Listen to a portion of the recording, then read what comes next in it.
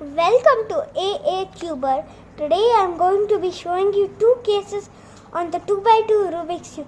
Those names are the U case and the T case.